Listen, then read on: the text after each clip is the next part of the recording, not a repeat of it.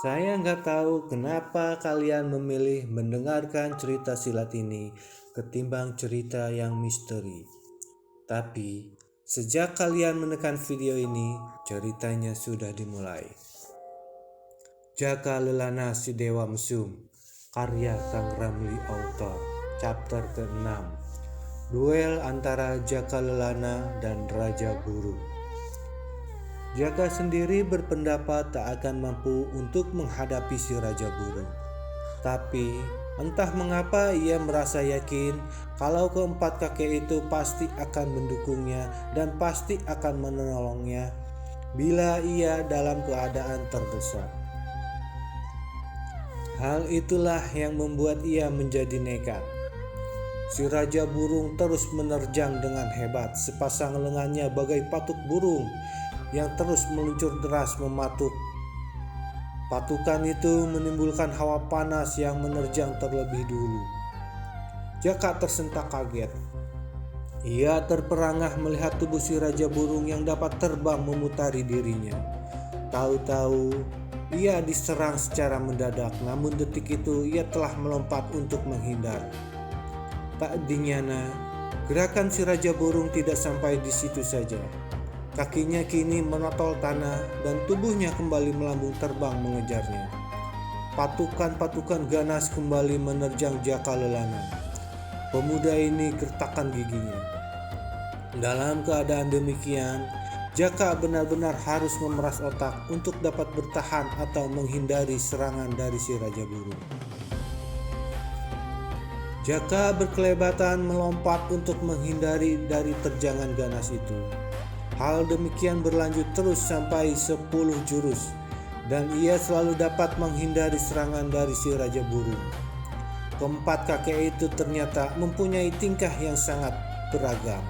Ada yang berteriak, "Bagus, bagus!" sambil berjingkrak-jingkrak. Ada juga yang bertepuk tangan sambil berteriak, "Lompat ke kiri, buang tubuh ke belakang, merangkak sambil menungging. Hahaha, bagus, bagus." Dan yang berteriak ini tak lain adalah si Raja Kera.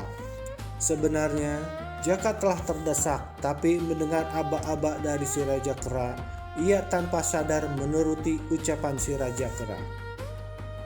Di samping merasa heran, ia juga girang hatinya karena ia telah berhasil menghindari serangan patukan ganas yang tadi dilontarkan oleh si Raja Burung. Tentu saja teriakan si Raja Kera membuat si Raja Burung menjadi mendelikan mata.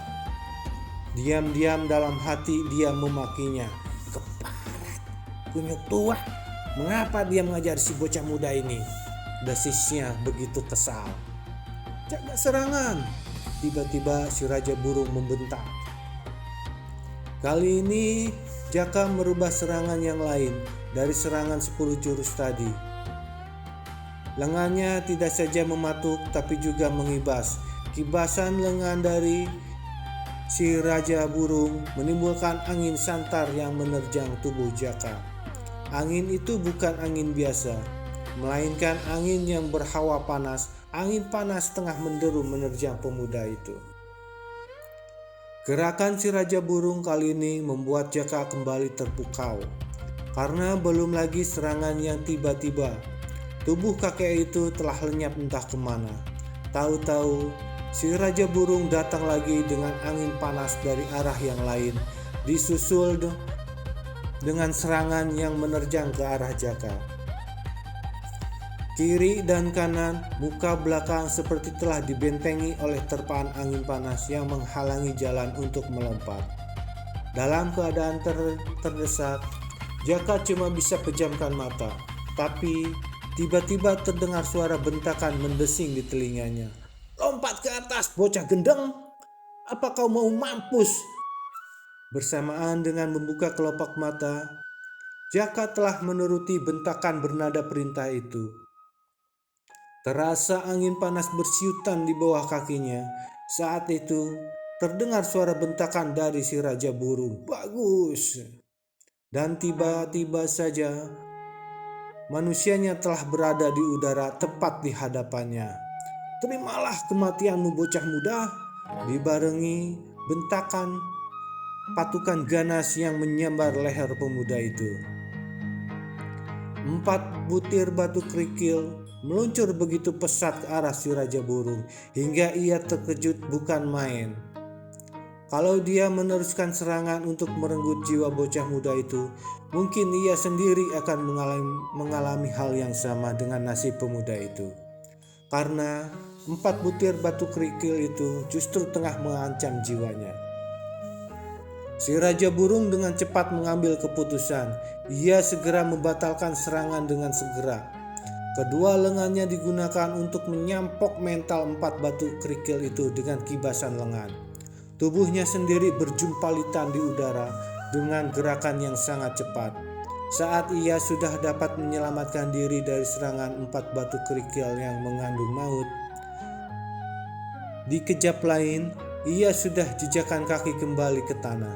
"Setan bangkotan, mengapa kalian merecoki urusanku?" bentak si Raja Burung dengan mata melotot. Akan tetapi bentakannya disambut dengan suara tertawa yang terkekeh-kekeh.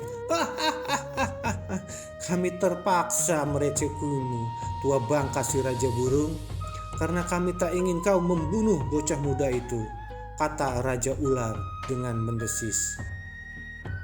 "Benar apa yang dikatakan sobat kami itu. Aku pun akan menyayanginya. Kalau dia sampai terbunuh, kau akan terima akibatnya," timpal si Raja Biawak. Betul sobat Raja Burung. Kukira sebaiknya kita ambil murid, dan orang pertama yang akan mengambil murid adalah aku sendiri, kata si Raja Kera yang ikut bicara dengan melompat-lompat dan garuk-garuk kepala dengan cengar-cengir. Aku setuju. Sahut si Raja Harimau sambil mengeram menyeringai. Mendengar kata-kata semua raja itu, Raja Burung jadi pelopotkan matanya kian melebar. Baik, kata si Raja Burung ini dengan mendongkol. Kalau begitu, terserah dengan keputusan kalian. Tapi dengan persyaratan, bocah itu kelak menjadi wakil kalian untuk menghadapiku pada pertarungan perebutan gelar ketua raja-raja gila yang akan diundur lagi. Masa pengunduran itu cuma sebatas 2 tahun. Jadi bulan 1, 2 tahun di muka, kalian tak berhak apa-apa lagi atau ikut campur urusan pertarunganku dengannya. Bagaimana? Kata siluman kera dengan suara lantang. Dalam sejenak, tampak keempat kakek itu saling pandang dengan kawannya, lalu berbisik dan berunding. Tak lama, mereka telah mempunyai keputusan. Raja Siluman Keraklah yang buka suara. Kami semua telah sepakat untuk menyetujui usulmu, sobat Raja Burung. Akan tetapi dengan persyaratan, kau tak akan mengganggu kami selama 1 tahun ini, dan kami akan berdiam di pulaumu. Jangan khawatir, selama kalian bersifat kesatria dan tak merusak pulau, silahkan kalian berdiam di tempatku. Selesai berkata, si Raja Burung melompat setinggi 10 tombak dan tubuhnya berjumpalitan di udara. Dalam kejap berikutnya, ia bagaikan burung yang bentangkan sayapnya, dan si Raja Burung telah melayang ke atas bukit. Selanjutnya, lenyap tak terlihat lagi. Pulau itu memang sangat luas, dan di daratan pulau terdapat 3 buah bukit yang penuh dengan semak belukar. Adapun Jaka yang sejak tadi berdiam diri mendengarkan pembicaraan, ia tersentak girang bukan alang kepala. Nasibnya ternyata amat beruntung dapat berjumpa dengan keempat kakek aneh itu. Tak ayal, dia melompat ke hadapan mereka seraya menekuk lutut. Guru, murid menghaturkan sembah dan mengucapkan terima kasih atas kerelaan hati kalian mengangkatku menjadi muridmu, kata Jaka dengan suara tergetar lantang karena luapan kegembiraannya. Keempat kakek itu saling pandang sesama kawan. Tiba-tiba mereka perdengarkan suara tertawa yang tergelak-gelak hingga ramailah kesenyapan di pulau itu oleh suara tertawa yang terkekeh-kekeh yang ditimpali dengan suara-suara aneh yang mirip suara ular, kera, harimau, biawak yang mendesis-desis. Bangunlah muridku, mulai hari ini kau adalah murid si 4 raja gila. Dan hari ini kau telah resmi menjadi murid kami, kata si raja kera dengan menyeringai dan melompat-lompat. Betul bocah, nasibmu sangat beruntung. Memang aku telah berniat mengangkat seorang murid. Nah, sebagai seorang murid, kau harus mentaati setiap perintah gurunya. Untuk resminya kau menjadi muridku, kau harus mencium dan menjilati pantatku setiap hari. Ayo, segera lakukan, kata Raja Harimau dengan menyeringai. Hah? Mencium dan menjilat pantat guru? Jaka begitu terperangah dengan mata membelalak. Betul, ayo cepat lakukan, teriak si Raja Harimau dengan serta-merta membuka celananya, lalu membelakangi pemuda itu sambil menunggingkan pantatnya. Bersambung.